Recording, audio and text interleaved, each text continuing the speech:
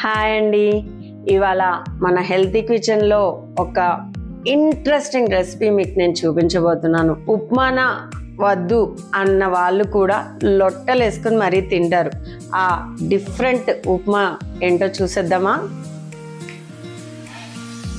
నూనె వేడవ్వగానే ఆవాలు, కాసంత జీరా, మినపగుళ్ళు, శనగపప్పు, కరివేపాకు, పచ్చిమిర్చి, ఆనియన్స్, మష్రూమ్స్ వేసుకుందామండి. ఇవి హై ఫ్లేమ్ మీదనే వేపాలి. మష్రూమ్స్, బీన్స్, క్యారెట్, ఆలు, క్యాప్సికమ్, లాస్ట్లో బ్రొకోలీ.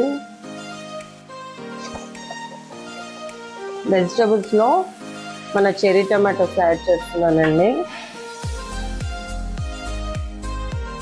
ఒక 1/4 కప్పు అండి, 1/4 కప్పు రాగి పిండి, 1 కప్పు సూజీ రవ్వ, మనం మామూలు ఉప్మా చేసుకుంటాం కదా అదే రవ్వనే, కాకపోతే 3/4 రాగి పిండి మిక్స్ చేస్తున్నాం. ఉప్మా రవ్వ మాత్రం వేయించుకొని పెట్టుకున్నదండి. దీనిలోకి మనం 4 కప్స్ ఆఫ్ వాటర్ యాడ్ చేసుకుందామండి.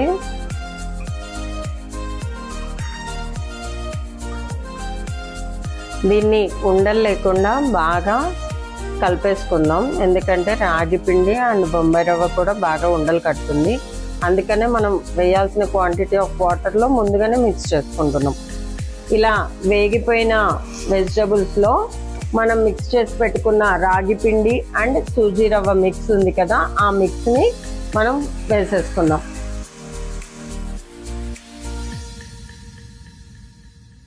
ఇప్పుడు మరొక గ్లాస్ ఆఫ్ వాటర్ యాడ్ చేస్తున్నాను. టేస్ట్కి సరిపడా మన పింక్ సాల్ట్ అండి.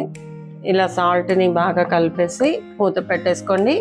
ఉప్మా ఎంతసేపట్లో ఉడికిపోతుందో అంతసేపట్లో మనకి ఎమ్మి రాగి ఉప్మా రెడీ అయిపోతుందండి.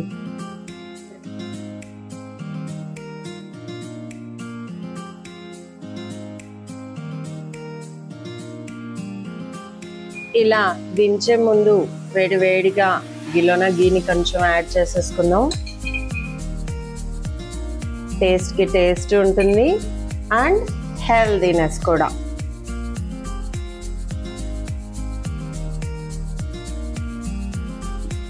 ఇలా కాస్తంత కొత్తిమీరతో గార్నిష్ చేసుకొని వేడివేడిగా సర్వ్ చేయండి. ఉప్మాని కూడా నో చెప్పే వాళ్ళు కూడా చక్కగా తినేస్తారు.